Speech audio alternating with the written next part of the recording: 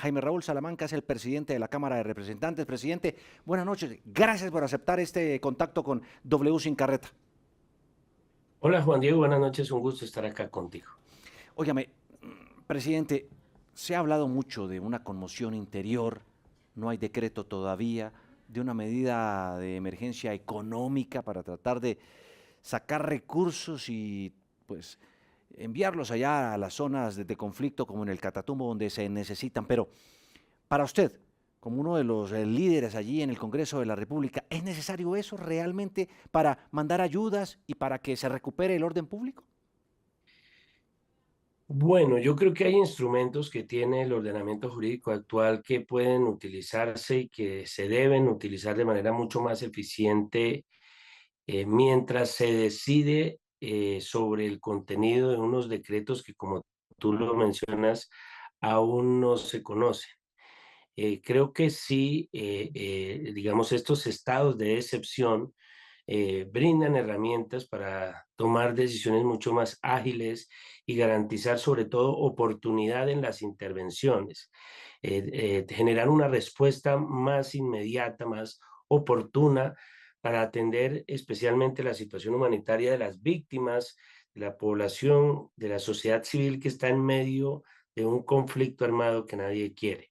Depende, claro está, del contenido de los decretos que plantea el presidente, el alcance del mismo y de la constitucionalidad, porque bien es sabido que le corresponde a la Corte Constitucional pronunciarse respecto al cumplimiento de los requisitos establecidos en la Carta Magna para estos estados de Sí, excepción que se generan en situaciones, digamos, anormales o atípicas. sí, presidente. Sin embargo, pues ya algunos analistas constitucionales están diciendo que la conmoción interior y la emergencia económica no se pueden declarar basados en los mismos hechos. ¿Usted ya pudo revisar algo al respecto? ¿Es así? Bueno, al parecer sí es verdad que no se pueden, por los mismos hechos, declarar dos estados de excepción, dos circunstancias de excepción como estas que se plantean, pero insisto, le corresponde a a la Corte Constitucional dar la última palabra. Son figuras muy diferentes, ¿no? Una asociada al orden público y la otra, pues que tiene que ver con una situación de emergencia social, económica, que debe ser valorada también en su contexto y a partir de sus motivaciones. Claro, presidente, esto también está asociado obviamente al conflicto en el Catatumbo, pero ¿cómo se controla que, por ejemplo, todos estos decretos y toda esta libertad que va a tener el presidente no termine en un despilfarro de recursos, que es otra cosa que le preocupa a la gente, que se empiecen a entregar contratos a dedo? La Constitución establece que esto se debe delimitar muy bien y que las acciones que estén incluidas en los decretos con fuerza de ley que emite el presidente en aras o con ocasión pues de estas declaratorias deben tener una afinidad o deben estar asociados más bien a la situación que genera la situación o la conmoción interior o la emergencia económica.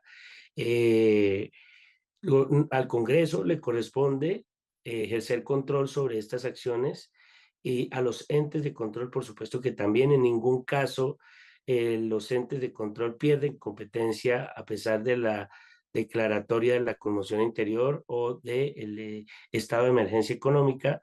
Y bueno, pues vamos a evaluar apenas salgan los decretos específicamente qué acciones se pueden o se generan en torno a estas declaratorias. Bueno, pues seguiremos, mi querido presidente de la Cámara, Jaime Raúl Salamanca, muy atentos a lo que se conozca de esos decretos que por ahora solo se han conocido las intenciones del presidente a través de su cuenta de X. Óigame, Sí. y de las extras qué? ¿Nada? ¿Eso también está medio enredado? Pero antes de eso, Juan Diego, rápidamente para cerrar el tema del Catatumbo, yo sí creo que como país debemos unirnos en aras de buscar soluciones. Yo creo que este tema que Paula acaba de presentar es un tema tremendamente crítico, no es una situación que podemos dejar pasar como país y todos en lugar de estar buscando culpables debemos estar concentrados en las soluciones. Ya habrá momento para evaluar responsabilidades y creo que yo por lo menos como presidente de la Cámara estoy listo para convocar a mi corporación, pues obviamente con el beneplácito del presidente del Congreso, el doctor Efraín, para discutir y revisar qué acciones podemos nosotros como Congreso para contribuir. De hecho, ya estamos organizando unas actividades de solidaridad con los funcionarios del Congreso, empezando por nosotros mismos, para contribuir en la solución de la crisis humanitaria especialmente, pero también para evaluar la pertinencia de las decisiones propuestas por el gobierno nacional. Eso como para cerrar y decir, hombre, tenemos que unirnos como país. Gracias por lo que hacen visibilizando esta terrible problemática. Extras aún no nos han dicho nada. Esperamos, por lo que se comenta, que en el mes de febrero podemos estar iniciando febrero en sesiones extraordinarias. Pues, presidente, de verdad, muchísimas gracias por atender este contacto con W Sin Carreta. Feliz noche. Bueno, un abrazo muy grande para todos. Chao. Feliz noche. 7 de la noche, 33 minutos. Y pues aquí en W Sin Carreta desde hace varias semanas hemos estado haciéndole seguimiento a una denuncia que tiene que ver con unos botes que la UNAP tenía que entregar a los pescadores. Pues Paula Bolívar ha estado detrás de este tema y pues nos ha mostrado todas esas irregularidades que ha habido en este contrato. Sin embargo, hay más. Así que veamos esta nota que Paula nos preparó. Paula Bolívar investiga. Hemos sido garantes, supervisores, vigilantes de que estos recursos lleguen y se destinen al fomento de la pesca en el país. Esta persona que ustedes escuchaban es la directora de la Autoridad Nacional de Pesca, Karen Mejía Piñeres. Ella aseguraba que todo estaba bajo control a pesar de las denuncias que hicimos aquí en W Sin Carreta. Sin embargo, quiero que escuchen al secretario de Transparencia, Andrés Hidárraga, luego de revisar la información entregada por la W Radio. Ni siquiera sabían cuáles eran las organizaciones de pesqueros que se iban a beneficiar del tema. Entonces, como a ojo cerrado, fueron entregando el convenio por casi 15.000 millones de pesos. Y es que esta entidad está cometiendo varias irregularidades según la información entregada por el propio gobierno. Entre eso es que el 95% de la contratación de la entidad se está haciendo a dedo. Es decir, que se está evadiendo la ley 80.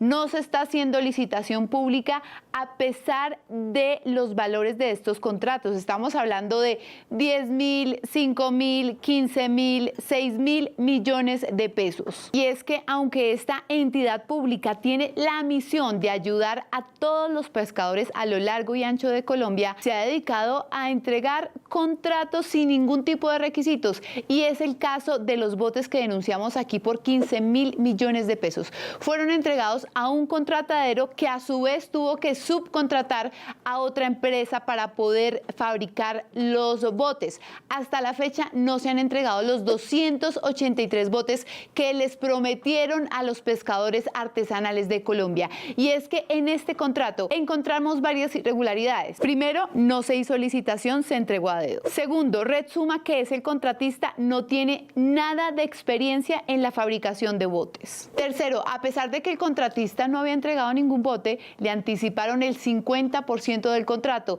es decir, más de 7.000 millones de pesos. Y es que este sí es la tapa.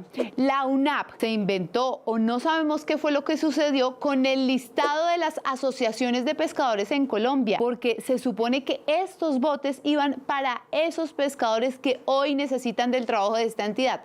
Sin embargo, solo 50 estaban registradas. Incluso hubo un error que nos dimos cuenta acá en W Sin Carreta, y es que en una de las páginas de este contrato pusieron varias organizaciones de pescadores como si fueran del Atlántico, pero cometieron un error. Revisamos una por una de estas asociaciones y realmente pertenecen al departamento del Magdalena. Y finalmente acá en W Sin Carreta encontramos cuáles son los peces gordos del partido de la U que están dentro de la entidad.